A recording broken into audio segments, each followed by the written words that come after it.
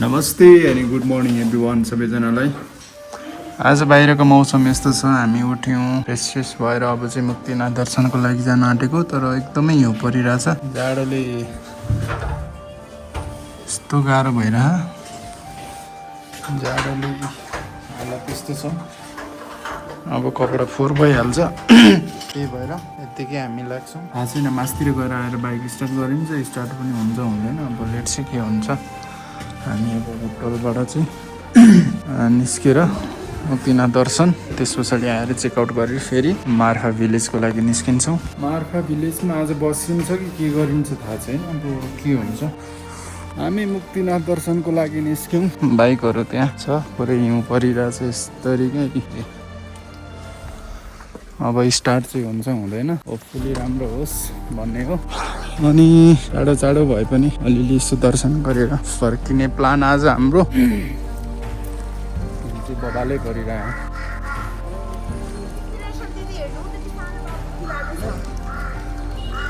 यताबाट होला होइन, यता माथि जानुपर्ने हो बुनु, यता माथि जानुपर्ने हो।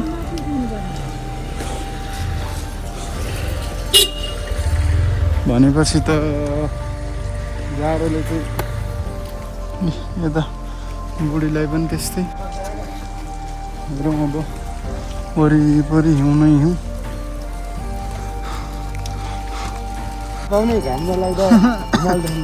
जो हिँड्न सक्नुहुन्न उहाँहरूको लागि चाहिँ घोडाको सुविधा पनि रहेछ। हामी चाहिँ अब हिँड्दै जाने भन्ने कुरो भयो। यतिको उमेरमा जोस जाँगर भएन भने त कहाँ घोडाको सहायता लिनु अहिले नै, होइन बुनु? यतिको उमेरमा त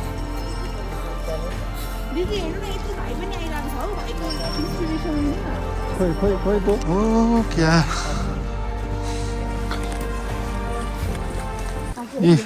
यतिकोमा बाइक राख्न पाए चाहिँ अलिकति राहत चाहिँ हुने थियो। हो सबै ढुङ्गा क्या यहाँको त। फेरि अब यतिकोमा बाइक राख्न पाएको भए चाहिँ हामीलाई अलिक सजिलो हुन्थ्यो कि। बाहिरै थियो र पनि रेनकोट चाहिँ उडाइयो बाइकलाई पनि। यस्तो हिउँ परेको छ। अनि अब सबै कुरा राम्रो होला। आज यहाँ पूजासुजा गरेर तल झर्नु। भोटे कुकुर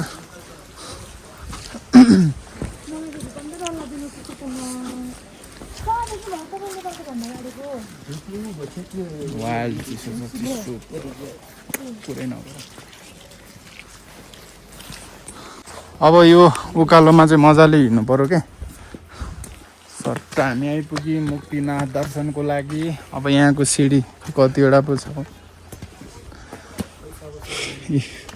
स्नो एकदमै हिउँ परिरहेको छ।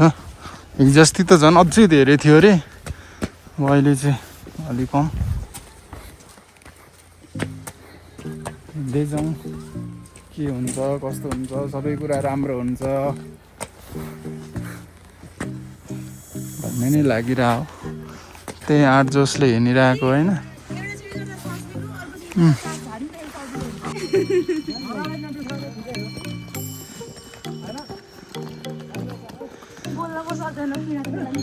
अन्त नि सिनेमेटिक हान्नु पर्यो। अब मुक्तिनाथ आएपछि त यतिको जोस जाँगर त हुनु पर्यो नि त। अनि कुदेरै जाने अब।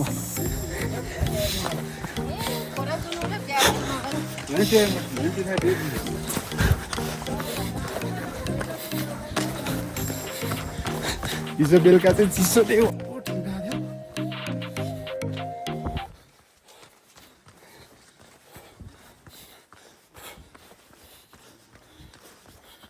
अब धेरै छैन।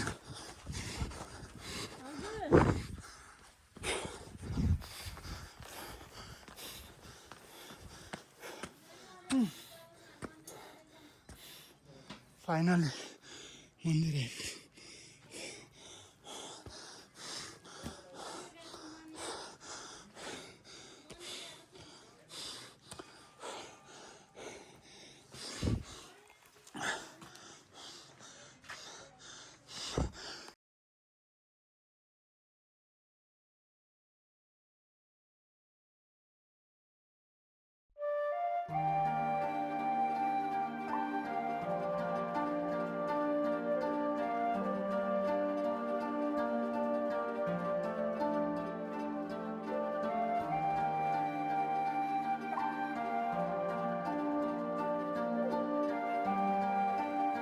ल मोबाइल हिउँ परेको रहेछ यता त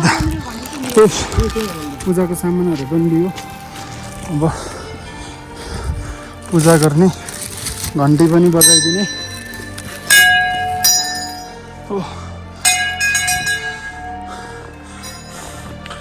फोहोरहरू चाहिँ यसरी जताभावी नफालिदिनु होला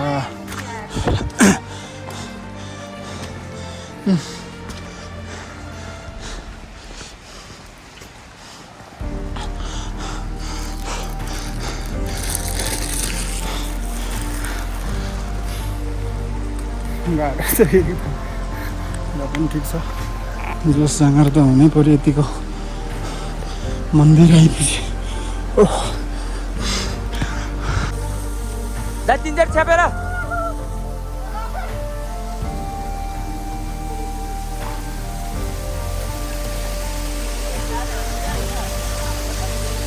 हर हर महादेव। हामी चाहिँ मुक्तिनाथमा पूजा गरेर अब लगभग फर्क्यौँ अघि आउँदाखेरि क्या क्लिन थियो मौसम अहिले यस्तो भयो किनभने ओह्रालो छ यहाँ पानी पऱ्यो भने अहिले हिउँ पर्छ होइन हिउँ झर्छ अनि ओह्रालोमा त अब बाइकले काम गर्दैन गाह्रो हुन्छ त्यही भएर हामी खाँदा नि केही खाएको छैन यो चाहिँ प्रसाद अलिअलि भोक लाग्यो अनि त्यहाँबाट सिधै हामी मार्फत भिलेज गएर अब त्यहाँ आज स्टे गर्छौँ या त के गर्छौँ त्यतै गएर भेटौँ त्यतै गएर खाजासाजा खानाहरू जे हुन्छ सबै खाइन्छ यसरी हिउँ पर्दो रहेछ अनि घरमा थियो त पुरै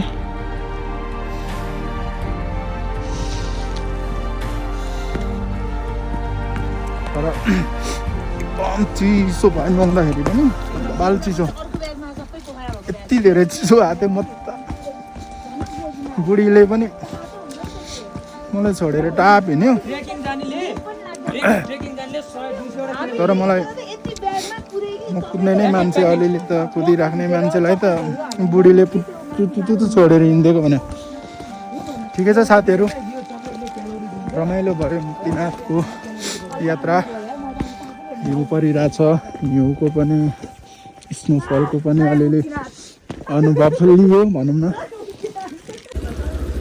फाइनली बाइक धन्न स्टार्ट भयो डर लागिरहेको थियो अन्त एक्सपोज त मजाले भयो मेरो पनि स्टार्ट भयो अलिकति यस्तो दिनु परिरहेछ किनभने एकदमै चिसो थियो नि त हिजो रातभरि चाहिँ हिजो रातभरि हिउँ परेर यहाँ बाइकमा चाहिँ केही थिएन बाइकको चाहिँ हालत यस्तो छ मान्छेको त यो खालको छ अनि त्यही भएर अब स्टार्ट भयो अब लाग्नुपर्छ ओह्रालो कागबेनीतिर ल हामी चले भाइ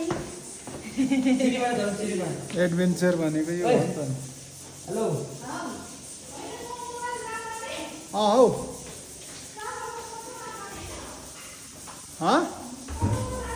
सबै थोक ल्याएको छ आऊ तिमी अब तल तल तल बस्ने अब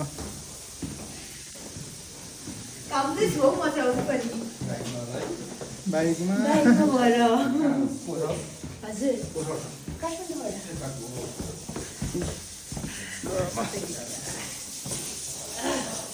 राम्रै देखिरह होला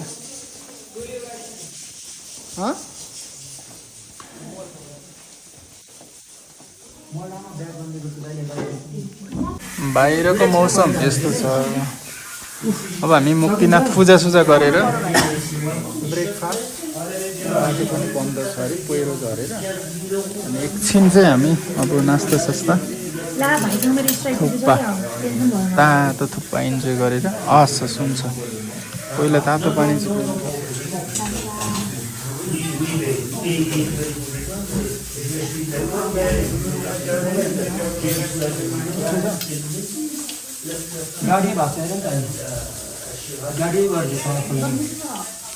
भाँचिएको गाडी तल ए भाँचिएको बाटो भाँच्छु र गाडी खोलाउनु गाडी बल्ल निकाले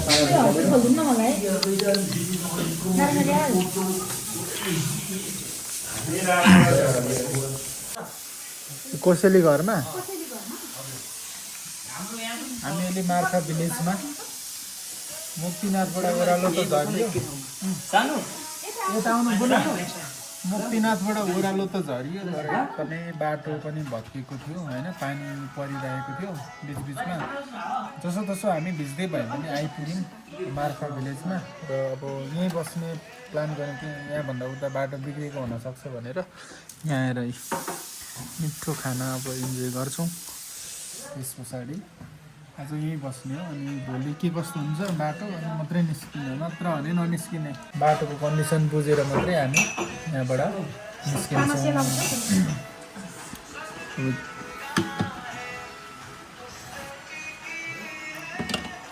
मिठो छ झन्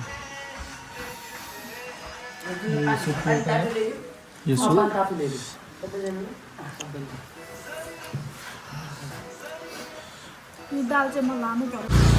दिउँसो खानासाना खाएर हामी सुत्यौँ त्यस पछाडि एकछिन रेस्ट गरेर बेलुकाखेरि पानी पनि रह्यो दिनभरि जस्तो पानी अहिले चाहिँ फाइनली जेरी गल्लीमा बुढाबुढी छौँ यहाँ पुरै सबैजनाले कल्चरल ड्रेस लगाएर फोटो सेसन चलिरहेको छ